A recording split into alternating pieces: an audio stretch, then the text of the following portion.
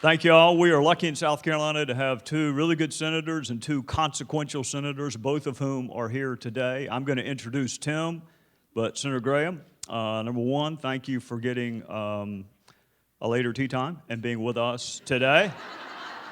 And if you would like to say a couple of words with the emphasis on the word couple, we would be thrilled to hear from you before I introduce your colleague.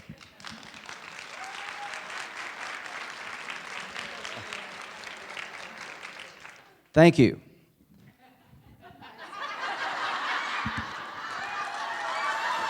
I knew that. It's too good. So Tim Scott rocks when it comes to taxes. They're one of 4 people who made this tax bill happen. Tim Scott was one of them. You should be very proud he represents us, because I am. Trey's the smartest guy in Washington.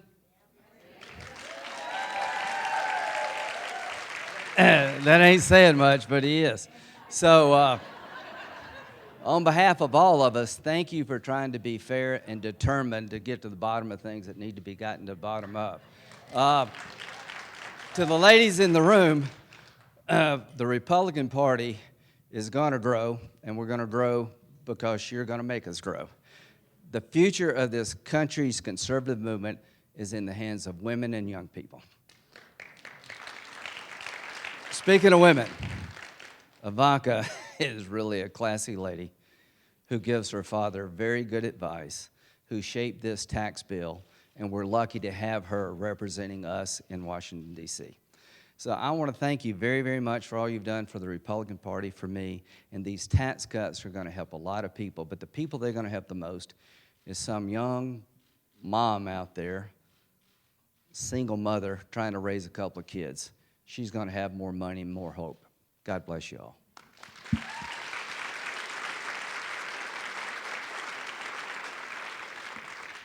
Thank you, Senator Graham.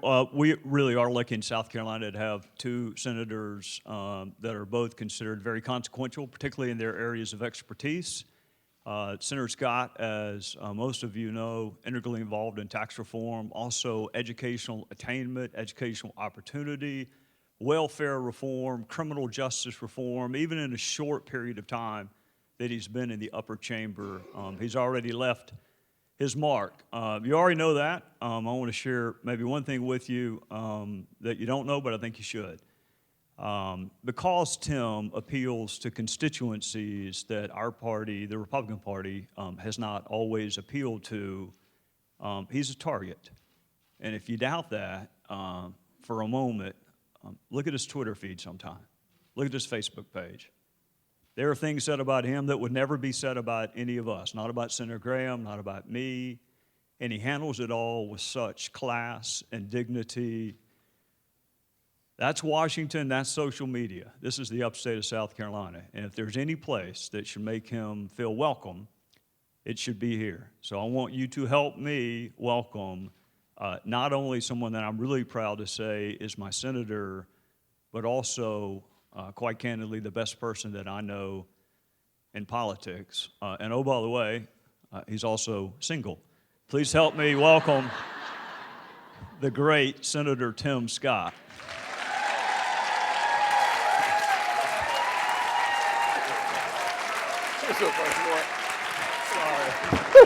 I'm sorry, man.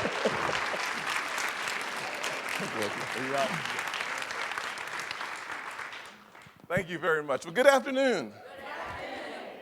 No, this is a really good afternoon. Good afternoon. How many of y'all are just really excited to be here today? All that just for me. How y'all are so sweet. Oh, I'm sorry. I lost myself for a second there. Well, this is a fantastic day in South Carolina. We are so thrilled to have Ivanka here. Now, she doesn't need an introduction. It doesn't mean that she won't get an introduction. We should know that Ivanka graduated from the Wharton School of Business. This is public knowledge. She and her husband work every day, day and night, in the White House while parenting 3 kids. That's pretty tough.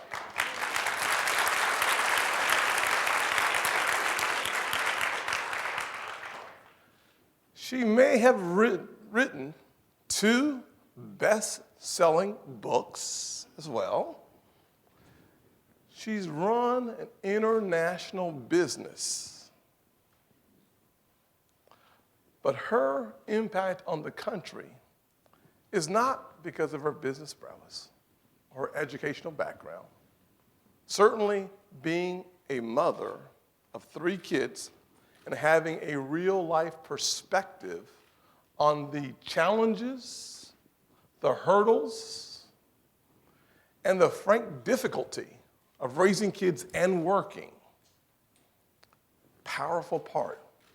But I learned about her ability to change this country when I was in the airport, working on tax reform, talking to folks, and Ivanka calls in, we're having this conversation, and I tell Ivanka, which was the truth at the time, that getting to $2,000 for the child tax credit was an impossibility. We were stuck at $1,650, Trey, and it wasn't going any higher. So I wanted to give her the bad news immediately. And she said, well, Tim, go back to work. She took a step forward. And if you know anything about getting things done in Washington, it takes a strong backbone. Ivanka has a strong, powerful backbone that helped us get to $2,000 on the child tax credit and raise it from $1,000 in refundability to $1,400. Please help me welcome Ivanka Trump.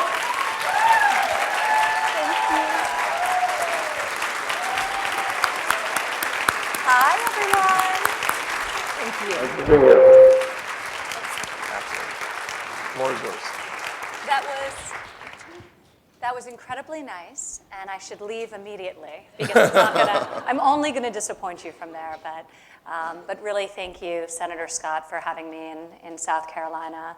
It is always a pleasure to be here, and especially today. I was telling some of your friends backstage and some of the leaders in government and the local business community that on the way from the airport, our flight miraculously came in early, which almost never happens. So we stopped at a little coffee joint called Coffee Underground. Does anyone here know this? It was great.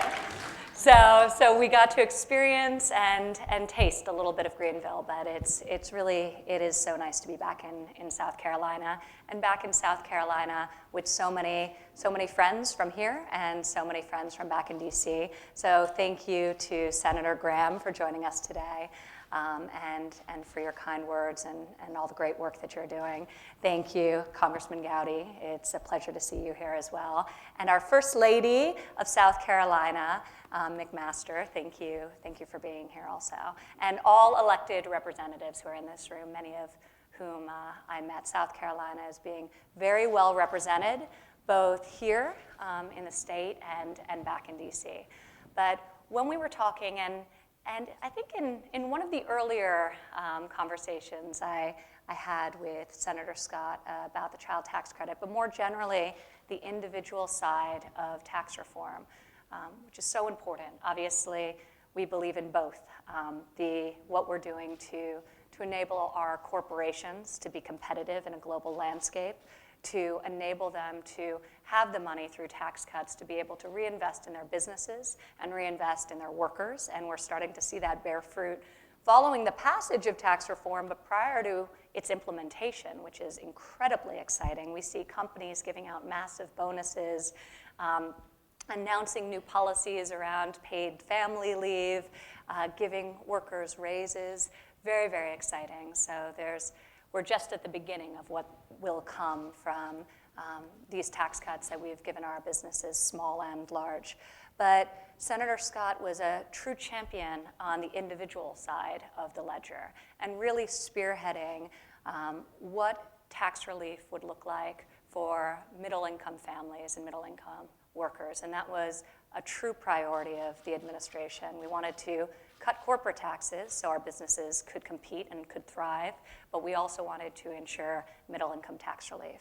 And the senator was a tremendous champion and really pushed that so hard. So whether it's doubling the standard deduction, which is going to benefit so many families, single parents, individuals, married couples, doubling the child tax credit and increasing the refundability, and maintaining very important credits like the earned income tax credit, the child and dependent care credit.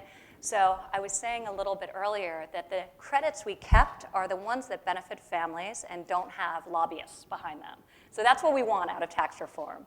We cut trillions of dollars worth of loopholes that benefited special interest groups, and we gave that money back to American workers and American families where it belongs. So it is a pleasure to be here to thank the senator for his great work, and of course, Senator Graham and Representative Gowdy for being tremendous advocates for tax reform. This is a generational opportunity, and the party rose to the occasion, and I'm excited to be here to celebrate with you all, and I think we're going to take some questions and talk about this a little bit more, Yes. but thank you for the warm welcome, and it is truly a pleasure to be here. Thank you for coming.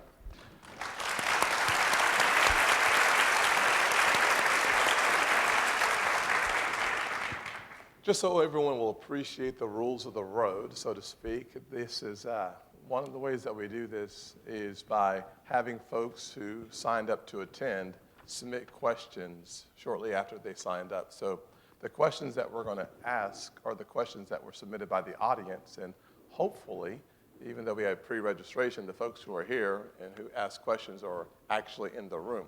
I will say one thing about this wonderful sign behind me, the Francis Scott Women in Leadership series. This is the second in the series. Francis Scott is my mother, who's still with us, thank God. She was a single mother who raised two boys, and I think did a fabulous job with my brother. Became a command sergeant major in the Army. He's done very well serving our nation for 32 years. I was the troubled child. I was a mischievous child. I was the one that was flunking out of high school, and she introduced me to the Southern apparatus called a switch. It's worked out okay. Trey has kept me in line in Congress, and Lindsay's helped me in the Senate, so this is fine. But one of the reasons why I named it the Francis Scott Women in Leadership Conference is because my mother changed my life. So the first question is from Jennings. Thank you. Senator, this is why you're so beloved. That and you're remarkably talented. Oh, you're very kind, very kind. Talent and personality is a great combination. God bless her. Let's give her more time. Is Jennings in the room? Jennings Bryson? Is it Bryson? Yes. Are you actually 18 years old? I am. Yes. Are you actually going to a charter school? I am. I go to Greenville Charter High School. Are you actually going to graduate with 63 hours? Yes, sir. And Good your for associate's you. degree? It's an honor. Associate's degree, right? So Jennings submitted a question. She says she was 18 years old, graduating in May from a charter school. She'll be graduating with 63 college hours, getting her high school diploma at the same time that she gets her associate's degree. She was interested to learn that you went to Wharton Business School. She wants to know if you have any business advice, and do you see any work on the federal level to encourage more high schools to adopt the concept of early college? Well, first of all, you don't need advice from anyone. You are way ahead of the game. When I was 18, I was not graduating with dual degrees. What you've done is a model that we want to spread across this country. And it's an area that Senator Scott and I have actually, we were talking about it before today's event, and we've spoken about it many times. Opening up pathways for opportunities for people in K through 12 to come into the workforce immediately, or to go on to post-secondary education, vocational education, community college, technical schools, as another path A, instead of or in advance of four-year college. So we're very, very focused on people learning skills, on dealing with the student debt crisis, and ensuring that the goal of education is obviously to enable people to provide for themselves and provide for their family, and thinking about ways to do it. So we're doing this through administrative action across all of our agencies. We're really, really focused on preparing our students for the work of the future in K through 12, expanding school choice opportunities, which we think is so fundamentally important, and we have been taking great actions, and there's more to come on that front. Increasing opportunities for apprenticeship, because as a country we have not prioritized skills training and the skills trades in recent decades. So thinking about how we can ensure that there's no longer a mismatch of the skills being taught in our classrooms and the jobs that are available in the modern economy. There are actually 6 million vacant jobs today in America that are going unfilled, that don't require four-year college. So just some level of post-secondary education. But one of the things, just to loop it back to tax reform, and I think has been a little less heralded, people will start to realize how great it is, but this has been a major legislative expansion of school choice, because now a provision of the tax bill will enable, through 529s, up to $10,000 to actually be used towards primary and secondary education. So previously that was limited to college.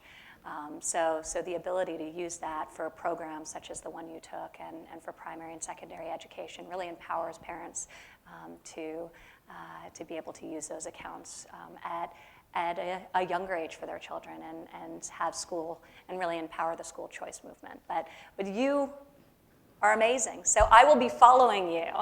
And you should come visit us in Washington, because we need more young, bright, incredible females down there with us. So come visit us and say hi. Thanks.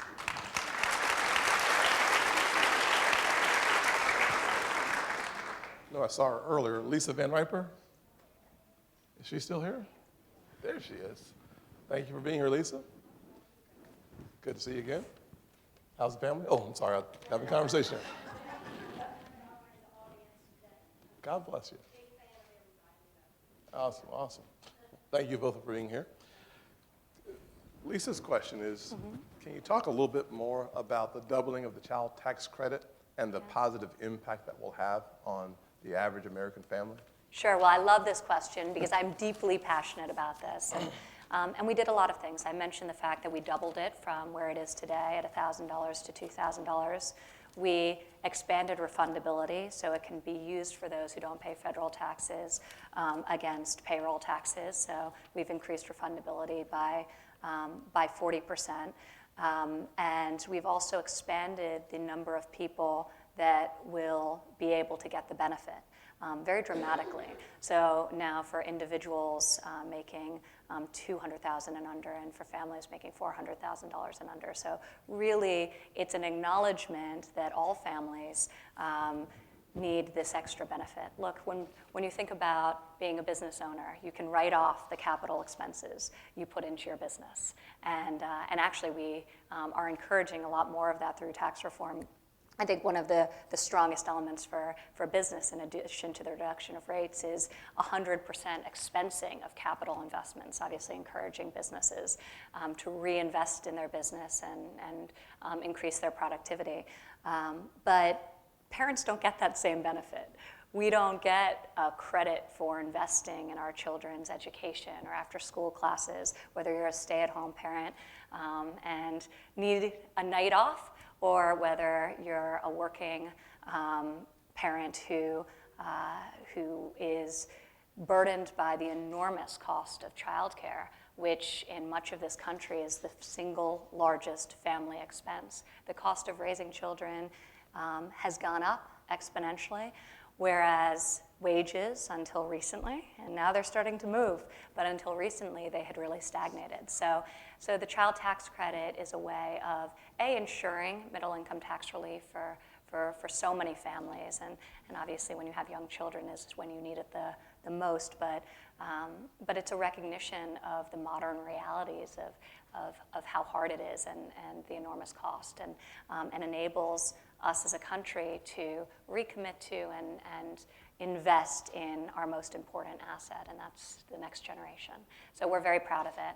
I will say there's another credit that was added in tax reform, which is also very important, which is the dependent care credit, which is $500 for adult dependents, because so many people, and disproportionately women, are leaving the workforce to provide unpaid care for children, but also for adult dependents and family members who rely upon them and need them.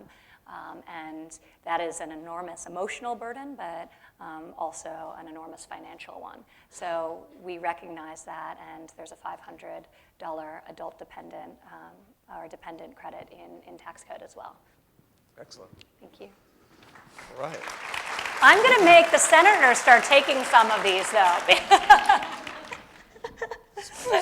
Speak of the devil. Next question. You're good. Is Diane Beagle? Are you here? How are you, ma'am? Good to meet you for the first time. She actually has a question for the senator. Oh, look at that.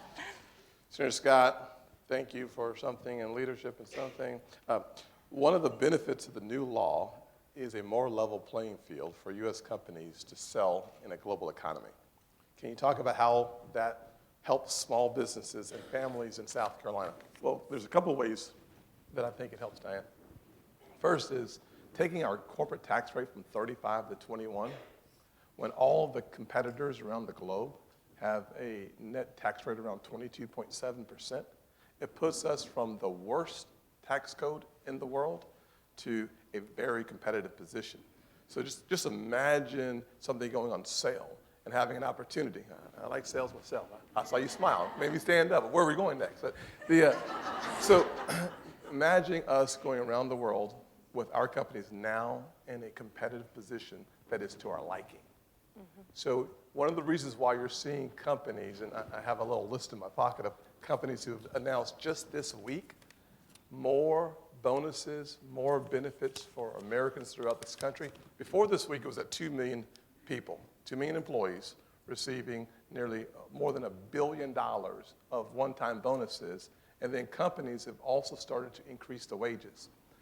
Classic example, there was a political argument a few years ago over going to $9 an hour. The government forcing companies to go to $9 an hour. The truth is, today, companies like Walmart have already announced $11 an hour. McDonald's, Target, other companies, over $10 an hour. And just this week, these are companies from just this week. Home Depot, 400,000 employees, more than $200 bonus, up to $1,000 bonus, plus giving money away to charities. Starbucks, the baristas. I worked one shift there. I got the coffee wrong so many times, they said, "Senator, seriously, sir, just watch from a distance." Well, those baristas around, you know it's true, Trey. Trey's like, yeah. Pay raises, company stock, expanded benefits totaling $250 million for 170,000 employees. All that money coming home in South Carolina and around the country to provide more access to opportunities, more nights out. More nights out means more money spent. More money spent in the economy means the economy grows. And then if you take it to a global or international perspective, every time our companies grow here at home that are doing business somewhere else, the suppliers, the vendors, all expand as well. So the multiplier effect is typically, at least every big company that creates a job, typically here at home, it's a 2.5 times more jobs created because of that. So the long answer short is many more jobs, more margin in your paychecks, which means less stress and more peace, in addition to a far better economy. We're looking at this quarter, the economy growing over 2.5%, which was preceded by 3 and 3.3%. We haven't seen these numbers in more than a decade. Mm-hmm. So the sustained growth plus the one-time bonuses means we're looking at a lot of reasons to be optimistic about the power of this economy and this administration for the next 10 years. So well said. And I'll just follow up and say that the president is on the plane returning from Davos in Switzerland. We spoke to him backstage prior to coming on. And his message to the biggest companies in the world and their leaders who had assembled in Switzerland for this conference was, America is open for business. We are leveling the playing field. We did level the playing field. What we can do as a government is create a competitive environment. We're doing that through tax code. We are also doing that through deregulation and eliminating regulations that have stymied our companies, have stymied innovation and investment here in this country. So this combination of tax reform and deregulation has been so accretive, and we're seeing the growth. But his message to all of those CEOs is, I've created the environment, we've created the environment in the United States, now come invest and do the right thing and put that money into your business and put that money into your workforces, and they are doing that in droves. So we're very, very excited about it, and it's just the beginning. Excellent. Is Doris Shellhorse or Tammy Hawkins in the audience? Both of you, please, both y'all stand up for a second. This is great. Thank y'all both for being here. Ivanka said the senator needs questions. Next two questions are to the senator. I'm going to suggest that. Where's the senator's mom? Because I've got some real questions. I told her to stay home because of that exactly right there. Smart man. She's actually at work. She doesn't listen to me very well, so this is good. These two young ladies have a very similar question. So I'm going to combine the questions together. Doris asked about my Investing in Opportunity Act and the role that community organizations like CDEs, CDFIs can play in launching those funds into communities. Tammy's question is also about the Investing in Opportunity Act and how it can help minority or small women-owned businesses. I'm sure that Ivanka, who was explaining to me my legislation back behind the stage and did a better job than I did, so I'm going to give her an opportunity to talk about it as well. I'm glad she's educated on this legislation. This was one of the bright spots from my perspective in the tax code, where I had an opportunity to have legislation that I fought for the last 2 years be embedded in the tax code. The legislation that I asked the president to consider that he had a positive response to on Air Force One when he was coming back a few months ago from another trip. And it is so awesome to see this legislation as a part of the tax reform package. What the Investing in Opportunity Act basically does is it defers the capital gains tax for up to 7 years to allow for a long-term investment in our distressed communities. 50 million Americans today live in distressed communities like the one that I grew up in. And so this is an opportunity for us to create what we call opportunity funds, a vehicle to bring resources in the private sector into these neighborhoods and develop long-term businesses. No more government employees, simply an incentive for the private sector to make good decisions on how to invest. We see CDEs and CDFIs and other organizations within the communities. Folks in that business have been doing it for so long that the track record is quite impressive. So having the governor, Mrs. McMaster, hopefully sometime soon, be able to designate where those areas are within South Carolina will be helpful. What must precede the governor making that decision is the Treasury Department setting the rules of the road. They're in the process of doing that. The good news is we have a strong advocate on this stage who mentioned that to me beforehand. I will tell you, as a senator, we have very little impact on the Treasury Department. However, oh, I said we're moving it. This was really exciting for us at the White House, and Senator Scott was a great champion for this, and spoke to the president about it, and he immediately elevated it across the board.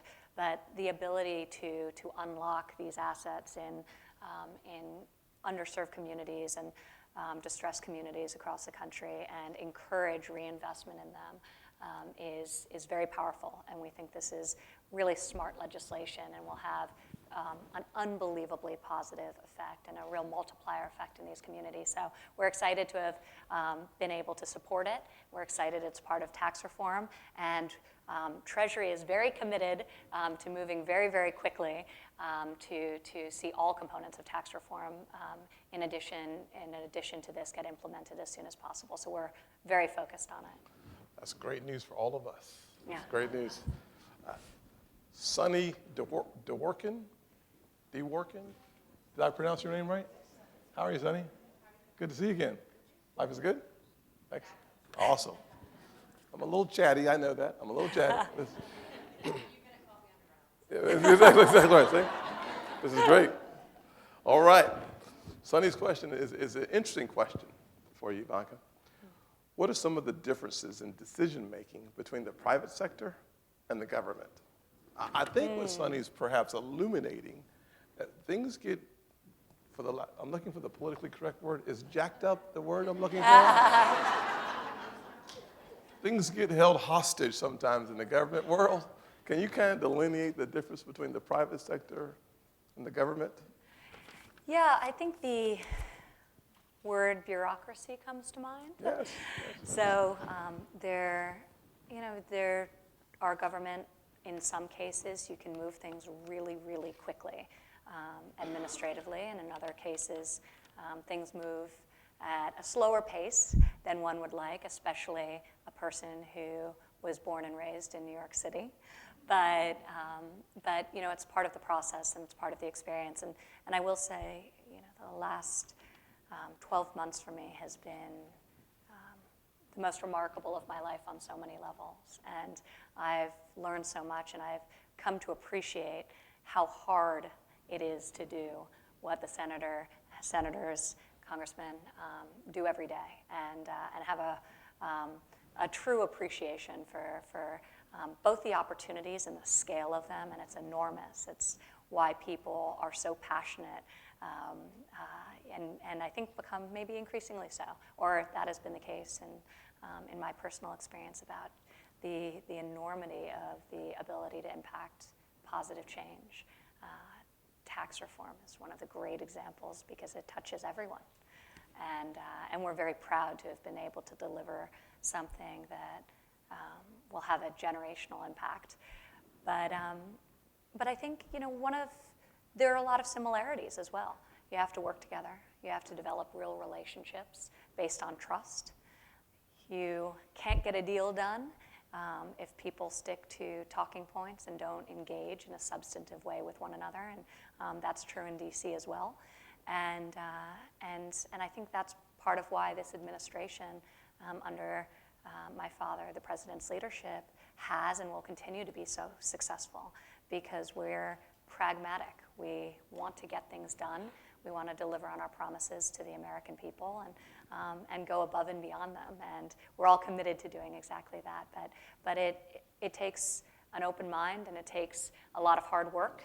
And just like in business, there's no shortcutting the amount of hard work to get the end result you want. So most of it is in amazing moments like this. This is, I was saying to Senator Scott backstage, this is the celebration of something we're all so proud of. But most of the hard work is a little bit less glamorous and a whole lot less fun.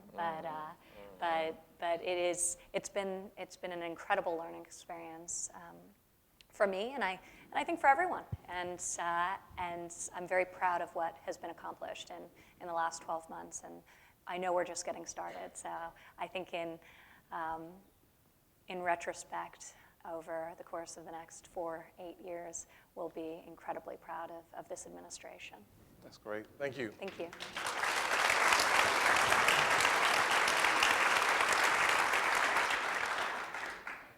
Is Tammy Barber? Hey, Tammy, how are you? Hi, Tammy. Doing fantastic. Good to see you in the audience. Tammy has a great question, and I'll say this before I ask Tammy's question. As we celebrate the success of the Investing in Opportunity Act, most of my good ideas did not originate in my cranial cavity. It was my ability to go around the state and sometimes around the country and hear really good ideas from other people, and then take those ideas and put them together and then create a legislative vehicle for it to happen. And Tammy, your question reminds me of that. The Investing in Opportunity Act is in fact the result of not just something I was thinking about, but a collaborative effort from a lot of smart people doing really good work around the country. And the culmination of that was the success of the Investing in Opportunity Act. And what Tammy alludes to is that sometimes, present company excluded, I'm sure, sometimes getting a clear picture on the success of the tax reform is difficult to find in the newspapers or on TV. Can I get an amen? Hallelujah. So we can do that down in the South. Yeah. Anyways, I dig it. so anyways, and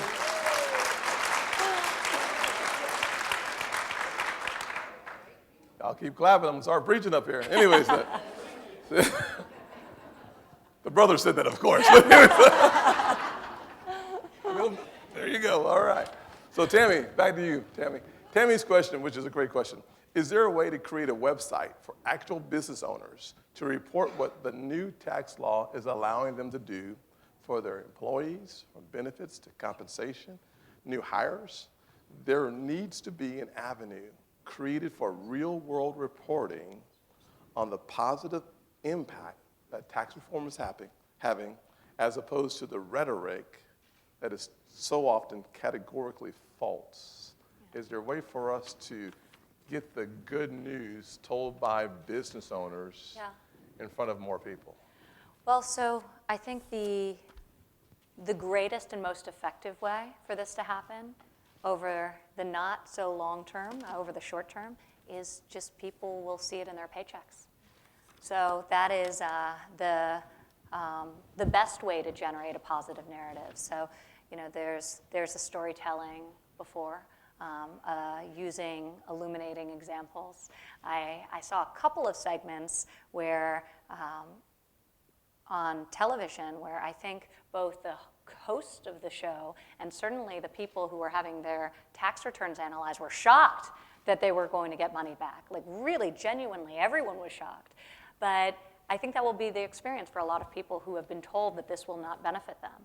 And that will just not jive with the reality of how positive this is. So that's what I'm most excited about for people opening their paychecks and seeing the reduced rate, for companies making more announcements about increasing their minimum wages, their entry-level wages, and giving out higher bonuses and reinvesting in their workforce, whether it's training or whether it's through really important benefits such as paid family leave, which I'm very passionate about, and many of the companies you mentioned.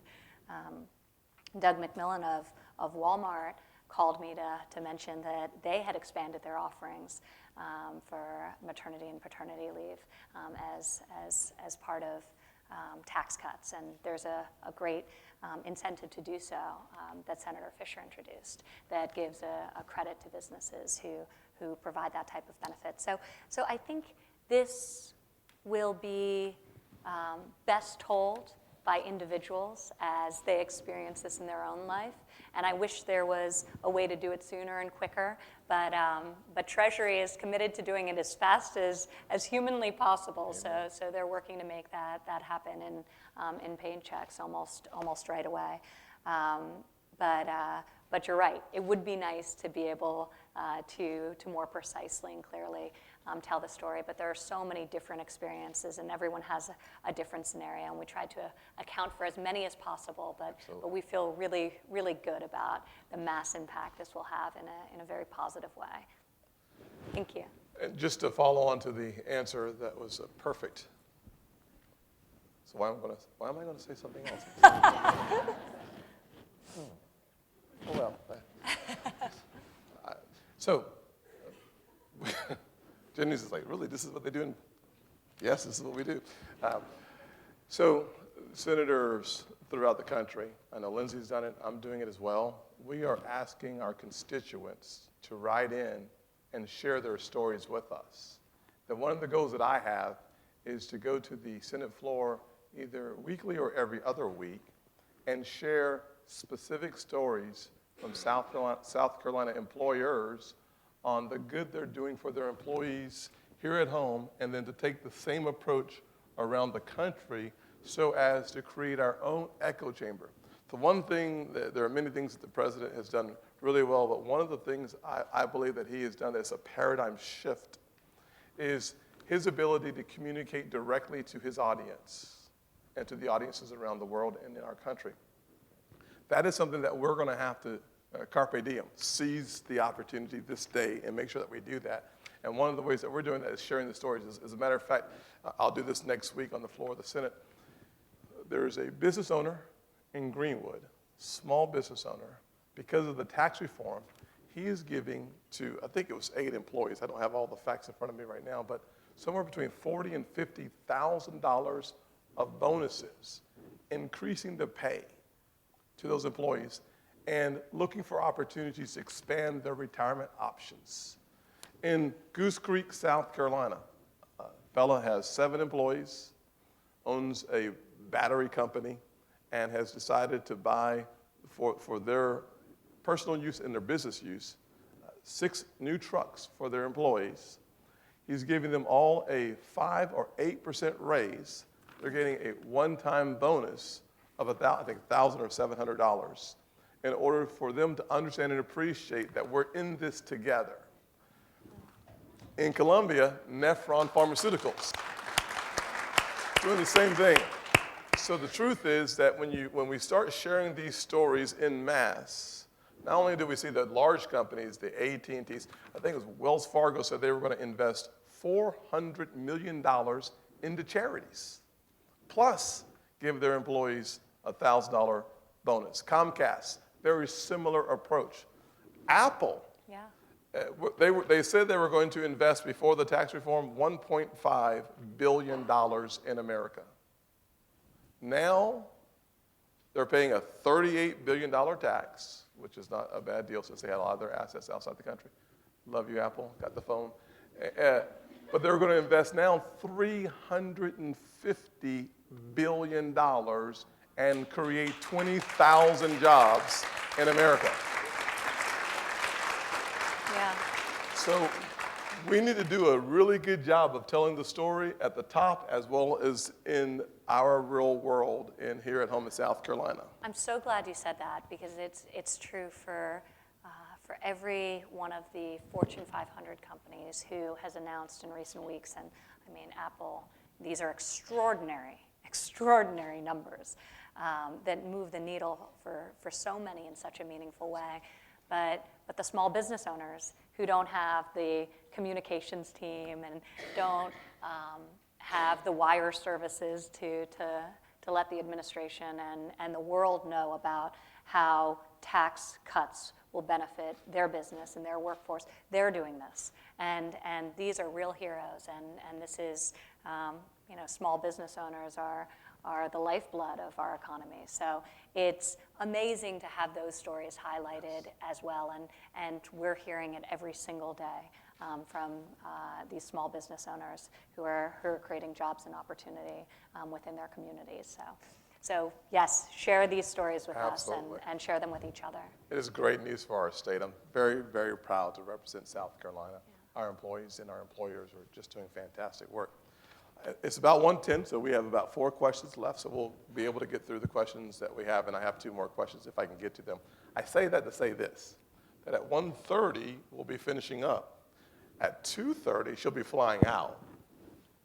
So we're keeping it as tight as possible, but she definitely will be flying out of here when we get close to the end. Again, New York efficiency. Yes.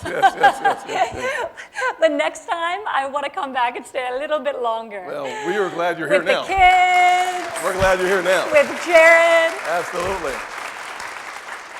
Do you ever travel and have one of these moments where you don't want to see it by yourself? You want to come back with your family? So I look forward to doing that. Well, there's no better place to come than Greenville, South Carolina.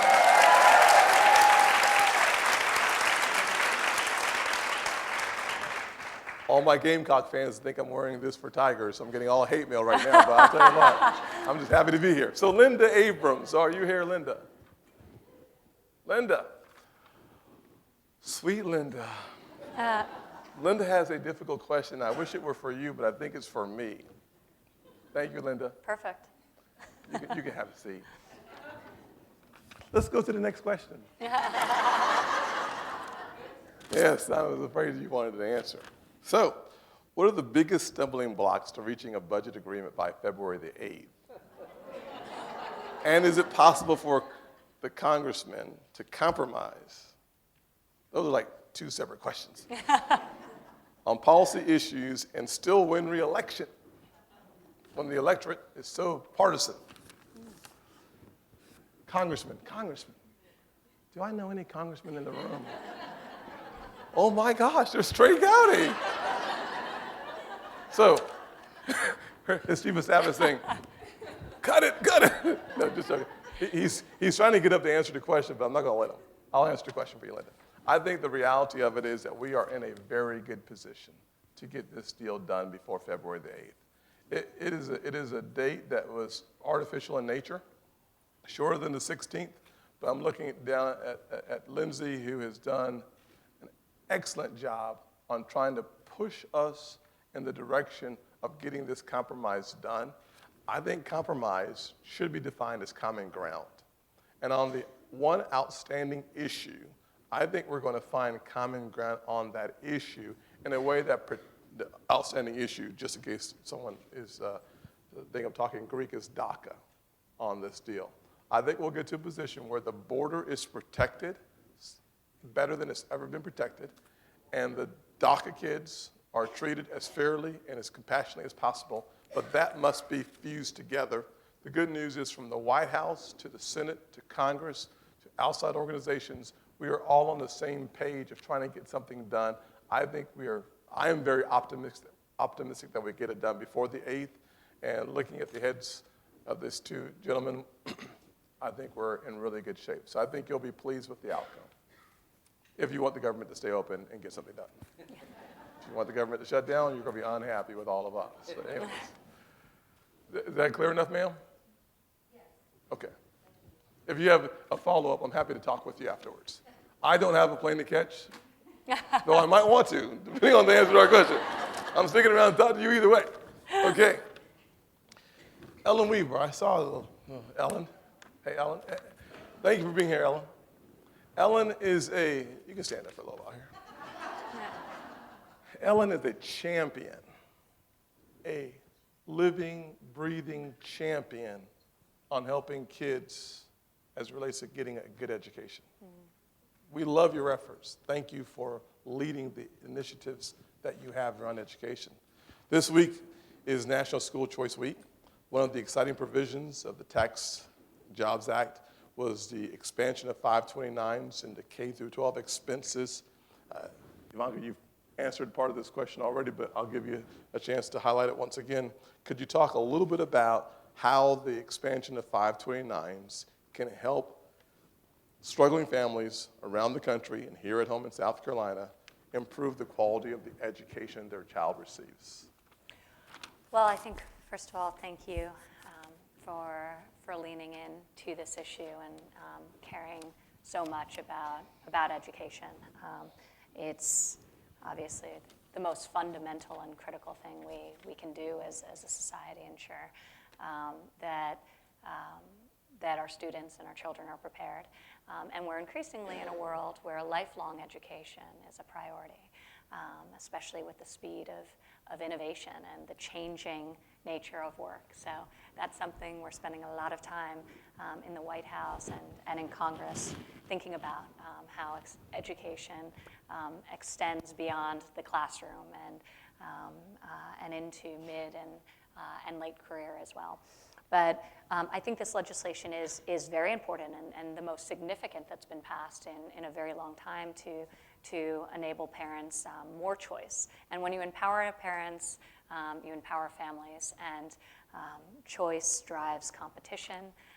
It raises the bar within communities. So I am a very strong supporter. I see you nodding, so I don't think I have to tell you this, but obviously how meaningful it is for parents to be able to use up to $10,000 of the money that's been put away tax-free towards the education of their choice, primary and post-secondary or secondary is very important and very meaningful, and I think just the beginning. So Secretary DeVos has made this a priority.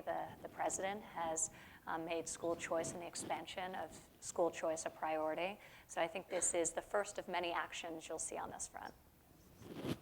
Thanks. For those who may not be familiar with the terminology 529 plans, it has been a vehicle used to help families pay for college for a number of years. When I was in the financial services industry, I sold 529 plans. So it's a wonderful vehicle. You put money in and it grows at a tax-deferred basis without taxation. So the ability to take $10,000 out so that you can help fund education now, not just for college, but K through 12, is a real game changer for a lot of families who have been struggling to make their ends meet and also educate their kids. This is a fantastic revolutionary opportunity for kids.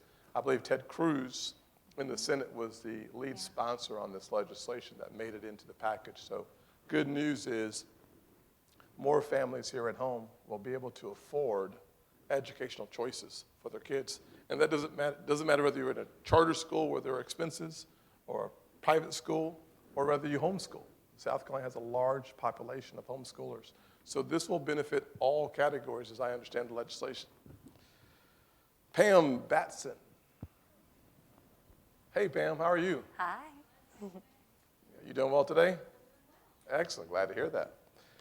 Pam has a question, important question that we're both going to have a chance to answer. So Pam wants to know, has there been any estimates or studies that have determined the impact on charities of the Tax Cut and Jobs Act, charities and nonprofits? Should these entities see any impact on donor funding given the standard deduction increasing?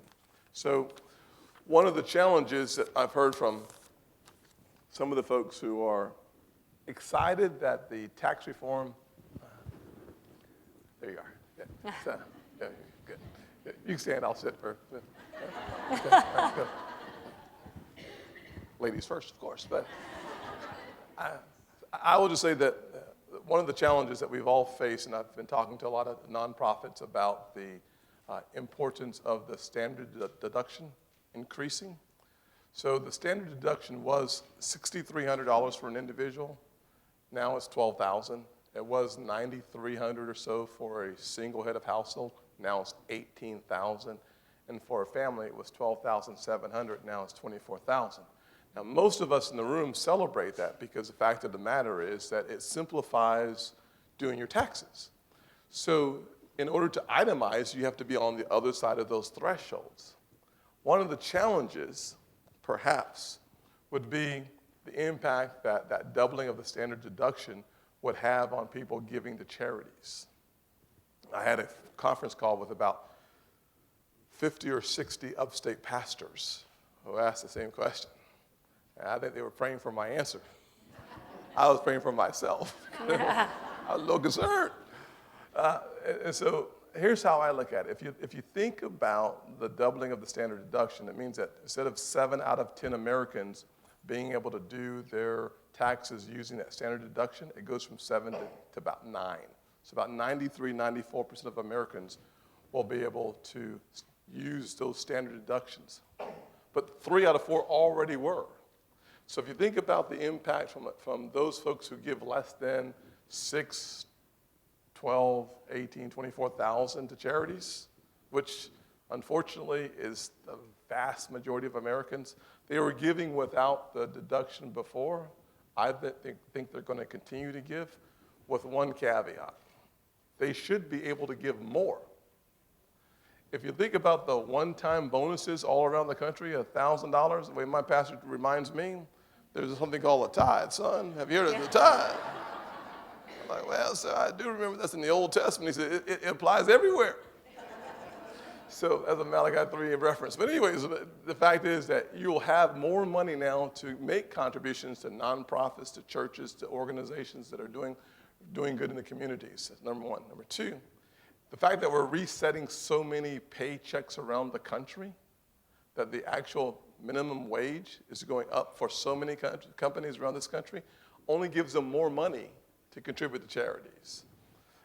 And then finally, I would say that if you think about the ultimate impact, if you are a person who's itemizing, chances are when you add together your charitable contributions plus your mortgage interest deduction, you're going to find yourself well over either one anyways, and therefore you're going to continue to itemize and make those contributions. For the largest donors in the country, or the largest donors even in South Carolina, they're giving a gift well beyond that limit, and therefore they're going to have more margin in their paychecks. The small business owners, basically the LLCs, the pastors, got a 20% cut in their qualified business income. We should be on the telephone asking everybody, can a brother get a check? Well, you shouldn't say that. You should say, can the young lady get a check?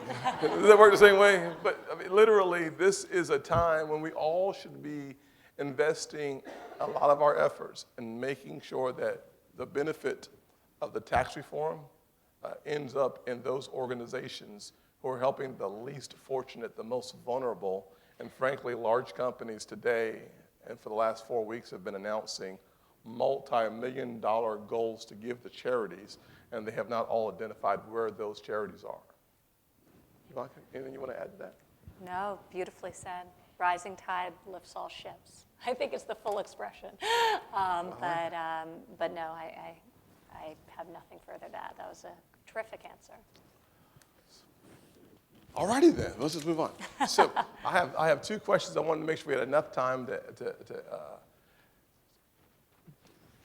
thank you very much. So we have 8 minutes left, not 10 minutes left. Got it. Okay. So paid family leave is incredibly important, and I can't imagine that there aren't a number of folks in the audience when they think about where we are as a country and where we're going.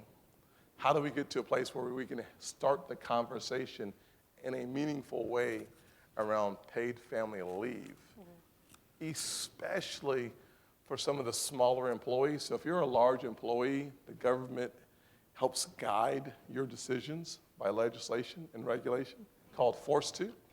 But if you're a small business owner, you may actually be outside of those numbers, and therefore there's very little available for you.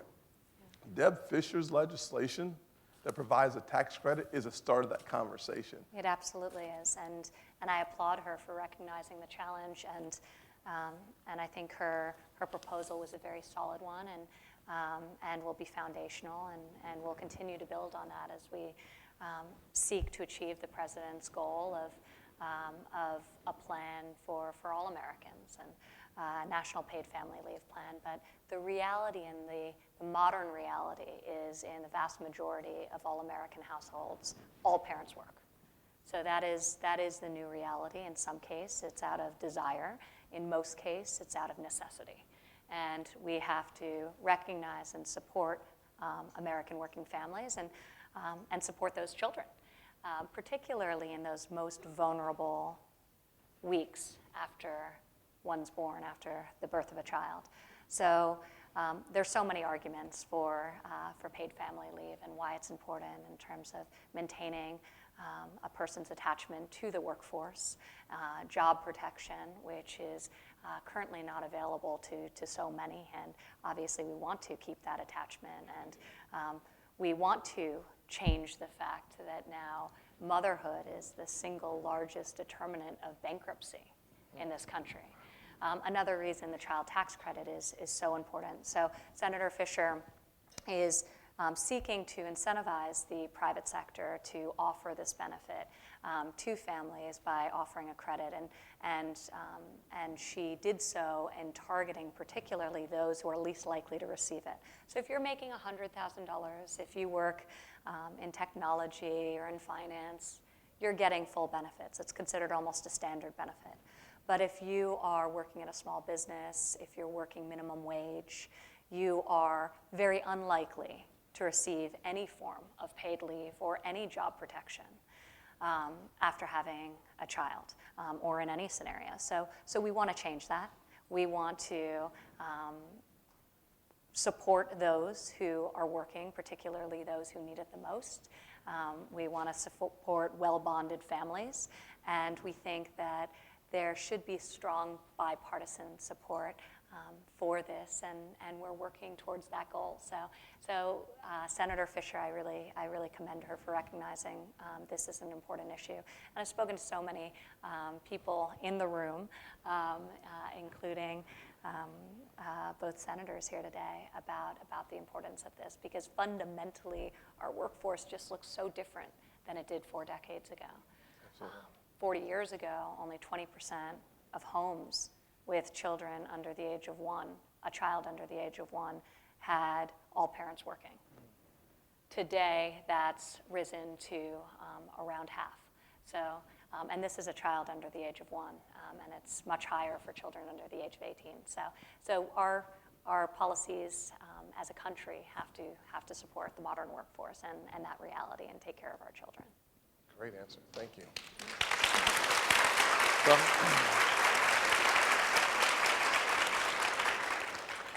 we are down to the last question, and before I ask the question, let me just say to all of you who've invested your time to be here, thank you.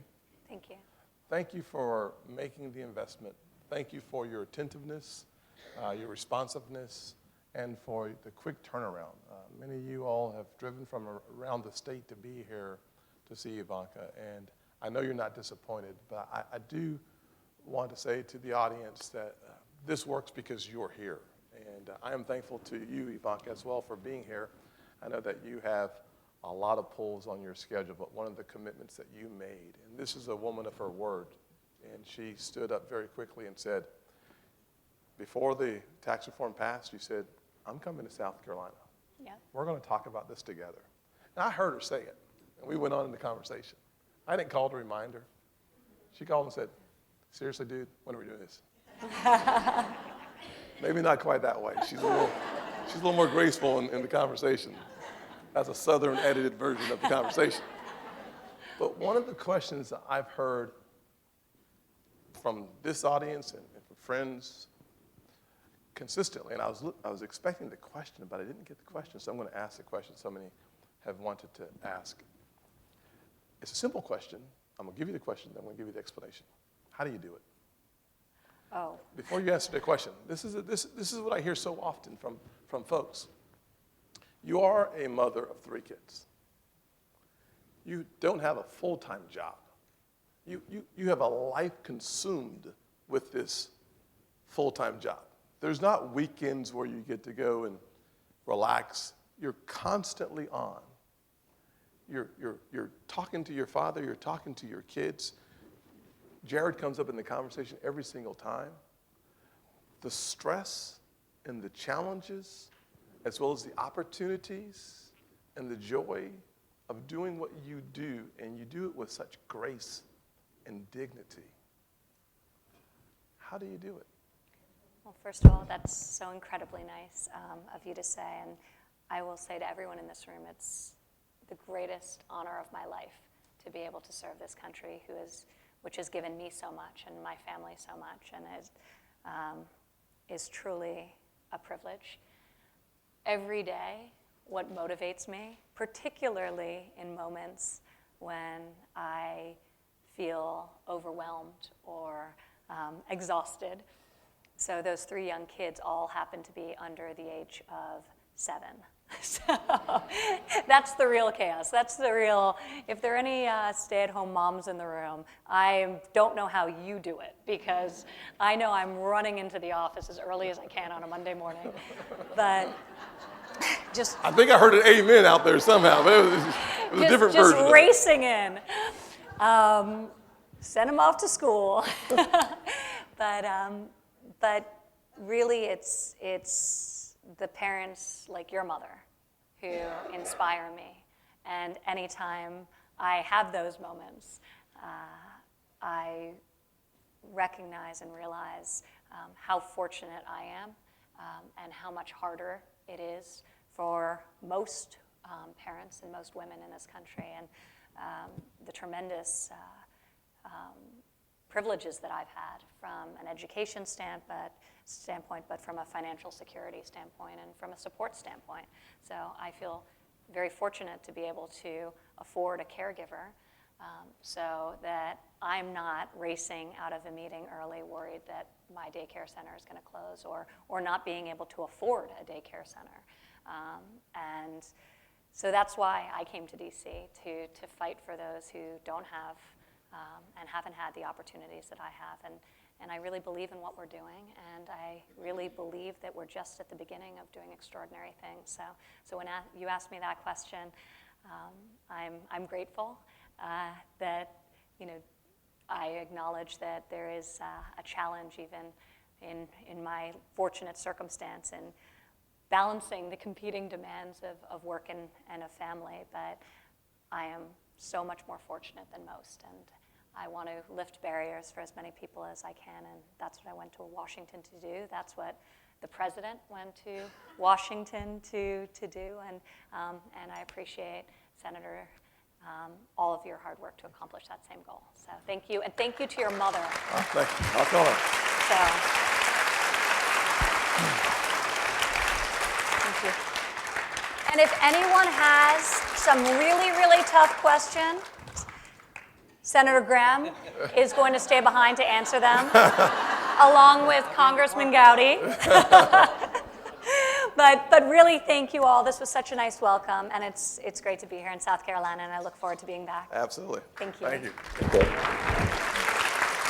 God bless.